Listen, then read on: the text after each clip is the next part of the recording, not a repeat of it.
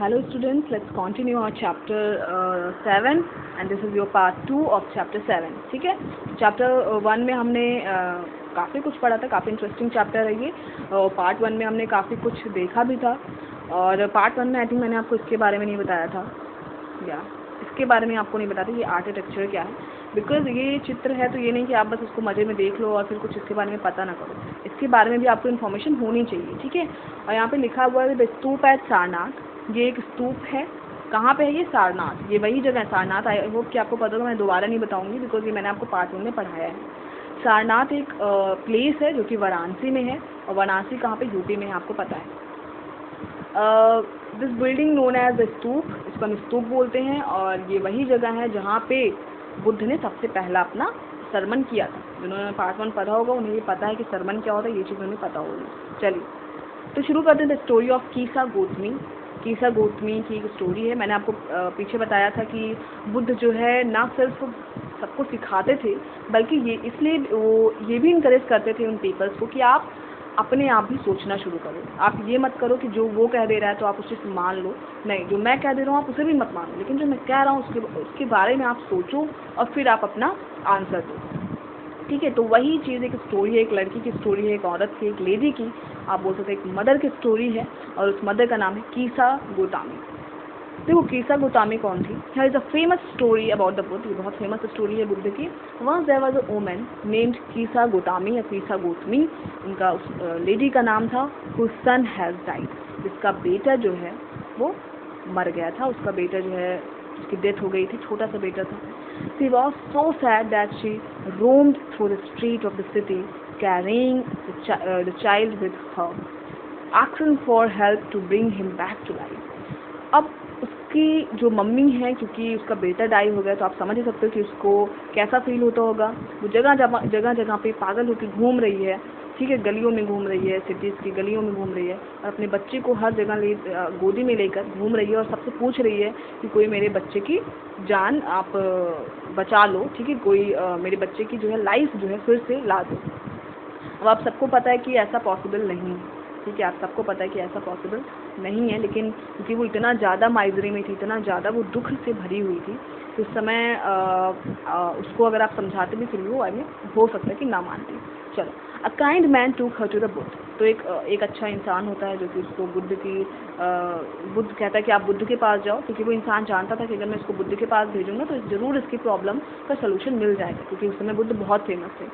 तो बुद्ध के पास गई, बहुत खुश थी कि हो सकता है मेरा बेटा लौटा दे बुद्ध को, बुद्ध जो है लौटा दे मेरे बेटे को. ठीक है, लाइफ उसकी बचा ले. तो the Buddha said, bring me a handful of mustard seed and I will bring your child back to life.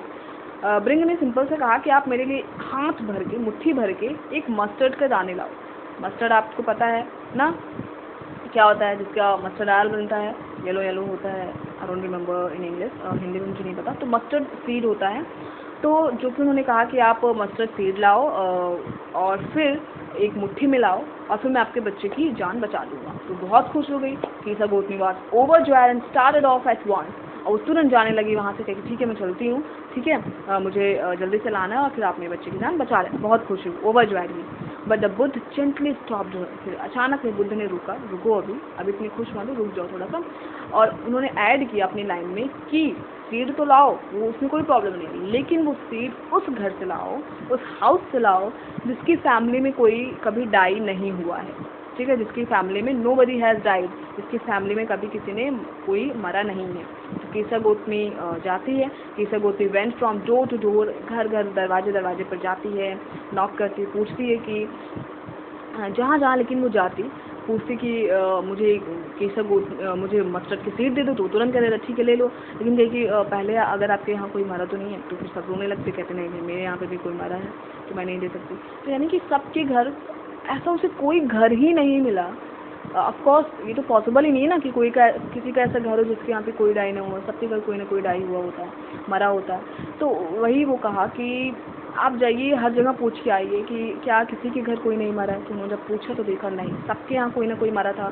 किसी के फादर, किसी की मदर, किसी की सिस्टर, किसी का ब्रदर, किसी का हस्बैंड मर गया था, किसी की वाइफ और किसी का बच्चा, किसी के अंकल, किसी के ऑन्ट, ग्रैंडफादर, ग्रैंडमदर, कोई ना कोई फैमिली में कोई ना कोई की डेथ हो ही गई थी। तो यानी कि उसे अब समझ में आ ही गया होगा कि मैं ही एक ऐसी लड़की नहीं हूँ जो मुझे इतना दुख, इतने सौरों, इतना माइजरी फेस करना पड़ रहा है, बट इस दुनिया में सभी लोग हैं जो इससे जूझ चुके हैं। ठीक है, तो उसे भी समझ में आ ही गया। धीरे धीरे थोड़ा सा टाइम लगता है, ऐसा है नहीं कि वो तुरंत पार्टी करने लगेगी जाके, तो थोड़ा सा उसको समझने में मुश्किल हुई, बट वो धीरे धीरे लाइफ के ऑर्डर को जान गई कि साइकिल ऑफ डेथ और बर्थ भी चलता रहता है। जन्म होगी तो उसकी मृत्यु तो पक्के से होगी। ठीक है, तो ये चीज़ वो समझ गई। तो ये तरीका था बुद्ध का, वो कभी किसी को ऐसे चुप नहीं कराते थे, रो मत ऐसा। ठीक है, वो एक तरीका उन्हें बताते थे कि आप ऐसा करो और फिर आप खुद ही पता लगा लो। तो उसको अपने क्वेश्चंस का आंसर खुद ही मिल जाता था, इनडायरेक्टली मिलता था लेकिन मिल जाता था। ठीक है, चलो नेक्स्ट स्लाइड पे आते हैं। नेक्स्ट स्लाइड है आपकी उपनिषद। देखो उपनिषद क्या है। Around the time that the Buddha was preaching and perhaps a little earlier, other thinkers also tried to find answer to difficult questions. Buddha के पहले या फिर बुद्ध के समय में ही, क्योंकि बुद्ध ऐसे अकेले नहीं थे जो ये सब चीज़ों को पता लगा रहे थे, ऐसे बहुत लोग थे जो समझने की कोशिश कर रहे थे कि क्या है लाइफ, क्या है डेथ, कैसे मृत्यु होती है, कैसे किसी की जन्म होता है। तो ये बहुत लोग थे जो इसका पता लगा रहे थे। तो around the time of the Buddha के समय में, या फिर आप बोल सकते हैं कि बुद्ध से थोड़ा पहले ही बहुत सारे ऐसे थिंकर्स थे, फिलोसफर्स थे जो कि इन डिफ़िकल्ट क्वेश्चंस के आंसर को पाने की कोशिश कर रहे थे। Some of them wanted to know about life after death. कुछ लोग ऐसे थे जो कि जानने की कोशिश कर रहे थे कि आखिर डेथ के बाद क्या होता है, डेथ के बाद क्या लाइफ होती है। वहीं पे कुछ लोग ऐसे थे जो कि पता लगाने की कोशिश कर रहे थे कि सैक्रिफाइसेस क्यों की जाती है। ठीक है, क्यों सैक्रिफाइसेस करना ज़रूरी है, यानी कि यज्ञ आप बोल सकते हो, या फिर बहुत सारे सैक्रिफाइसेस के बहुत टाइप्स हैं। Many of these thinkers felt that there was something permanent in the universe that would last even after death. वहीं पे कुछ लोग ऐसे थे जो कि ऐसा सोच रहे थे कि यूनिवर्स यानी कि पूरे ब्रह्मांड में, पूरे वर्ल्ड में कोई ऐसी चीज़ है जो कि परमानेंट है, जो कि कभी ख़त्म नहीं होती, जो कि डेथ के बाद भी होती है। ठीक है, दे डिस्क्राइब दिस एज आत्मा। और उसने कहा, जो ऐसे लोग थे जो ऐसा मान रहे थे, उन्होंने इसको क्या नाम दिया, आत्मा नाम दिया। उन्होंने कहा यानी कि आत्मा कभी मरती नहीं है, आत्मा आपकी हमेशा जिंदा रहती है। और द इंडिविजुअल सोल, आत्मा को आप क्या बोल सकते हैं, आपका सोल जो होता है उसको आत्मा ही हिंदी में बोलते हैं। देखो यहाँ पे हिंदी में भी लिखा रहता है, तो इसका ये आप बोल सकते हो कि लिखावट पे एक इफेक्ट डालता है। चाहता तो वो सोल अकेले लिख सकता, आत्मा ना लिखता, बट लिखना ये एक तरीका होता है लिखने का, जिससे थोड़ा सा आपकी जो राइटिंग है, जो आपने लिखा है, वो अट्रैक्टिव हो जाती है थोड़ा। ठीक है, आत्मा। ठीक है, चलो। एंड द ब्रह्मा और यूनिवर्सल सोल, और ब्रह्मा उन्होंने कहा भगवान यानी कि परमात्मा, जो कि यूनिवर्सल सोल है। एक तो इंडिविजुअल सोल उन्होंने कहा, एक एक इंडिविजुअल सोल के बारे में बताया और एक यूनिवर्सल सोल के बारे में बताया। इंडिविजुअल सोल क्या था, हमारी आत्मा जो हर एक मनुष्य में होती है।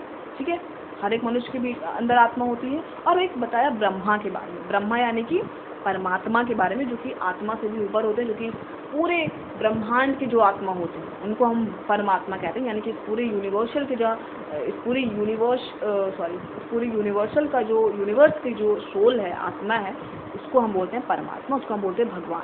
ठीक है, और जो हमारे अंदर है, हर एक लिविंग बीइंग के अंदर है, उसको हम बोलते हैं आत्मा। वहीं पे जो यूनिवर्स में एक अकेला है जो कि सबको देख रहा है, उसको हम बोलते हैं ब्रह्मा या फिर परमात्मा। They believe that ultimately both the आत्मा एंड ब्रह्मा वर वन। उन्होंने कहा लास्ट में आते थे जब किसी की डेथ हो जाती है तो वो जाके परमात्मा से मिल जाता है, और आत्मा और परमात्मा दोनों एक दूसरे से मिल जाती हैं। ठीक है, तो ये एक लोगों का कहना था।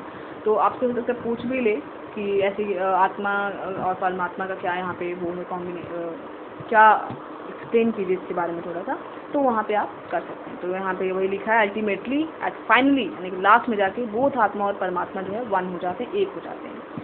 वहीं पे बहुत सारे आइडियाज़ हैं, many of their ideas were recorded in the Upanishads. कुछ ऐसे आइडियाज़ हैं जो कि उपनिषद एक बुक है जिसमें ये सारी चीज़ें हैं। ठीक है, और इस उपनिषद को किसका पार्ट माना जाता है, लेटर वैदिक टेक्स्ट का पार्ट माना जाता है। ठीक है, Upanishad literary means approaching and sitting near. Upanishad का मतलब क्या होता है, ये पूछ सकता है, उपनिषद का मतलब क्या होता है। तो उपनिषद का मतलब होता है कि अप्रोचिंग एंड सिटिंग नियर, किसी के साथ, किसी के बगल में बैठना या किसी की तरफ पहुंचना, अप्रोच करना, ऐसा कुछ उपनिषद का मतलब होता है। ठीक है, किसी के बगल बैठना है, किसी के पास पहुंचना, ये उपनिषद का मतलब होता है। And the text contain conversation between, अगर आप ये बुक देखोगे तो इसमें टीचर और स्टूडेंट के बीच में बहुत सारी बातें हुई हैं, और ये जो बुक है वो पूरा डायलॉग के फॉर्म में लिखा गया है। डायलॉग के फॉर्म में मतलब कैसे, यानी कि बुक में एक बार टीचर बोलेगा बच्चों ये चीज़ें ऐसी होती हैं, तो एक बार स्टूडेंट बोलेगा, तो ऐसे ऐसे आपने काफ़ी स्टोरीज पढ़ी होंगी जिसमें डायलॉग के फॉर्म में आपकी स्टोरी होती है इंग्लिश में ना, तो उपनिषद भी कुछ वैसे ही फॉर्म में लिखा गया था। ओके, अब आते हैं एक और स्टोरी पे। आपको भाई बहुत स्टोरी है इस बुक में। द वाइज बेगर, एक बुद्धिमान बेगर, बेगर यानी कि क्या होता है, भिक्षु, भिखारी आप बोलते हैं, ठीक है। चलो, here is a dialogue based on a story from one of the most famous Upanishads. एक उपनिषद की कहानी ली गई है, द छंदोग्य उपनिषद। देखो उपनिषद, अगर मैं आपको उपनिषद के बारे में थोड़ा सा एक्स्ट्रा बताऊं, if you want to know, ठीक है, तो उपनिषद क्या है। उपनिषद एक बुक है जिसको लेटर वैदिक टेक्स्ट का पार्ट माना जाता है, ठीक है, आपको ये चीज़ें पता ही है। देयर आर अबाउट 108 उपनिषद हैं। कितने उपनिषद हैं? 108, 108 उपनिषद हैं टोटल, जो इस पीरियड में, यानी कि इस साल में जो भी बीसी इस समय चल रही होगी, अराउंड 2500 ईयर एगो 108 उपनिषद लिखे गए थे। और इसमें 108 में से 11 मेन हैं जिसके बारे में आपको पता होना चाहिए। केना, कथा, ईशा, प्रश्न, मुंडका, कौशिकी, तैत्रेय, आत्रेय, बृहदयंक और श्वेतरा, ऐसे छंदोग्य, ऐसे बहुत सारे आपके पास थे, 11 जिसमें से मेन थे, ठीक है। चलो, तो द वाइज बेगर, तो वाइज बेगर में एक छंदोग्य उपनिषद था जिसमें ये कहानी लिखी गई है। चलो देखते हैं क्या कहानी है। शनुका एंड अभिप्रेतरिन, अभिप्रातरिन, आप कुछ भी बोल सकते हो, नेम है, ठीक है, तो उसके ज़्यादा खास फोर्स मत डालो, स्ट्रेस नहीं करना उस पर। तो सौनका और Abhipratarin were two sages who worship the universal soul. ये दो ऐसे साधु थे, दो ऐसे सेजेस थे। सेज मतलब आप बोल, पता है आपको क्या होता है, साधु जो होते हैं ना, ये जो कि यूनिवर्सल सोल को विश्वास करते थे, क्योंकि आपको पता है कि उस समय ऐसे बहुत सारे ग्रुप डिवाइड हो गए थे। ऐसे बहुत लोग थे जो अलग अलग अपनी अपनी सोच के हिसाब से रहते थे। कोई मानता था कि आत्मा और परमात्मा होती है, अभी आपको जस्ट पीछे बताते हैं, ठीक है। कोई मानता है कि कोई ऐसा एक परमानेंट है जो कि डेथ के बाद भी रहता है, कोई मानता है कि डेथ के बाद भी एक लाइफ होती है। तो ऐसे बहुत से लोग हैं जिसकी अलग अलग सोच है। उसमें से एक ये भी थे अभिप्रतरिन और सौनक, जो कि क्या मानते थे कि परमात्मा होता है। एक बार once as they sat down to eat, एक बार जैसे ही वो बैठे खाने के लिए, ठीक है, भोजन करने के लिए, तो एक बेगर आता है, एक भिखारी आता है, and asks him for food, और वो पूछता है कि क्या आपके पास खाना है, ठीक है। तो ये कहते हैं, जो यहाँ पे सनुका और अभिप्रतिम है, ये बोलते हैं कि we can't spare anything for you. Shaunaka से, उसमें से सनुका बोलता है कि मैं तुम्हारे ऊपर कुछ भी खराब नहीं करूँगा, अपना खाना मैं तुम्हें नहीं देने वाला। तो learn sirs whom do you worship. तो भिखारी बोला कि बेगर ने पूछा कि आप, अच्छा सर, लर्न सर्स मतलब क्या होता है, बुद्धिमान या पढ़े लिखे, जो सर उनको बोल रहे थे, तो पढ़े लिखे सर, आप उसमें जो भी बोलते पढ़े लिखे साधु, तो आप किसकी पूजा करते हैं, आप किसकी वर्शिप करते हैं आप, ठीक है। तो उन्होंने बोला यूनिवर्सल सोल, हम यूनिवर्सल सोल को मानते हैं। दूसरे ने बोला कि हम परमात्मा को मानते हैं। तो उस बेगर ने कहा, it means that you know that universal soul fill the entire world. तो इसका मतलब आप ये भी जानते होंगे, अगर आप भगवान को मानते हैं, परमात्मा को मानते हैं, इसका मतलब आप ये भी जानते हैं कि वो पूरे वर्ल्ड को फिल उन्होंने ही किया है, इस पूरे वर्ल्ड का। आप सिंपल सी बात है, अगर वो यूनिवर्सल सोल को मानते होंगे, परमात्मा को, तो ये भी मानते होंगे कि परमात्मा ही सबको खिलाता है, परमात्मा ही सबको पिलाता है, ठीक है। तो वही वो कहता है कि अगर आप परमात्मा को मानते हैं तो आप ये भी मानते होंगे कि परमात्मा ही सबको खुश रखता है, परमात्मा ही सबको खिलाता है। तो उन्होंने कहा yes yes we know that. तो वो लोग कहते हैं कि हाँ हाँ हमें चीज़ पता है, द सेज इज नॉलेज। उन्होंने सर हिलाया। Is a universal soul fills the whole world. तो उस साधु ने उस भिखारी ने कहा, अगर ये यूनिवर्सल सोल है, यानी कि अगर परमात्मा जो है पूरे वर्ल्ड को जो है खिलाता है, उन्हीं को सब कुछ उनका भरण पोषण करता है, आप हिंदी में बोल सकते हैं, तो उन्होंने मुझे क्यों नहीं दिया, इट फिल्स मी टू, तो उनको तो मुझे भी खिलाना पिलाना चाहिए, मुझे भी खाना भोजन देना चाहिए। हु एम आई, मैं कौन हूँ, मैं भी तो इस वर्ल्ड का ये पार्ट हूँ ना। तो बेगर ने पूछा। तो आखिर में जो है you speak the truth O young Brahmin. तो उन दो लोग थे, उन्हें भरोसा हो गया कि हाँ ये साधु जो है सही बोल रहा है, और फिर वो जो अपना खाना जो उनके साथ शेयर कर देते हैं, यानी कि भिखारी ने उसको समझा दिया। वही लिखा है द वाइज बेगर, यानी कि द बुद्धिमान भिखारी, ठीक है। ओके, मोस्ट उपनिषदिक थिंकर वर मोस्ट स्पेशली ब्राह्मण एंड राजा।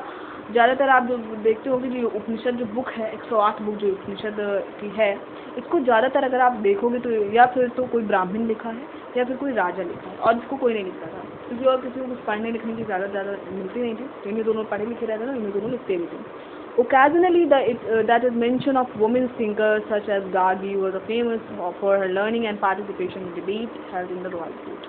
बहुत कम ही, अक्सर, ओकेजनली मतलब बहुत कम ही आप देखोगे कि वोमेन कहीं पे कोई उपनिषद लिखेंगी, लेकिन एक वोमेन है जो काफ़ी पढ़ी लिखी थी, क्योंकि वोमेन को उस समय पढ़ने लिखने की इजाज़त नहीं थी, लेकिन एक वोमेन ऐसी है जिसको उस समय पढ़ने लिखने की इजाज़त थी, मतलब उसने पढ़ा, जो है गार्गी। तो इनका भी नाम आपको पता होना चाहिए, बहुत इंपॉर्टेंट है। तो गार्गी एक ऐसी वोमेन थी, एक वोमेन थिंकर थी जो कि काफ़ी पढ़ी लिखी थी, और जब कोई बड़े बड़े राजमहलों में जब कोई डिबेट होता था, किसी बात पे चर्चा होती थी कि ये ऐसा होता है, ये ऐसा होता है, तो ये भी उसमें आते थे और अपने भी तर्क देते थे कि हाँ ऐसा भी होता है, यानी कि ये भी जाके वहाँ पर डिबेट करती थी। ठीक है, पुअर पीपल रेयरली टूक पार्ट इन दिस डिस्कशन, और पुअर पीपल तो आते भी नहीं थे, डिबेट में भी नहीं आते थे। डिबेट में क्या होता है, जैसे कि किसी बात पे कोई बात उठाई जाती है और इस बात पे सब अपना अपना व्यू देते हैं, अपने अपने विचार देते हैं, अपने सोच रखते हैं। ठीक है, तो उसमें से गार्गी भी जाते थे और काफ़ी अच्छी भी थी। आपने काफ़ी सारे सीरियल में देखा होगा जो कि रामायण पे बना हुआ है, तो वहाँ पे गार्गी का भी रोल दिखाया गया थोड़ा बहुत। और क्योंकि पुअर पीपल तो आते नहीं थे रॉयल कोर्ट्स में, यानी कि राजमहल में, तो उनका तो कोई काम था नहीं। और एक एक्सेप्शन है, लेकिन एक ऐसा पुअर पीपल है जो गरीब था लेकिन उसने फिर भी पढ़ाई की।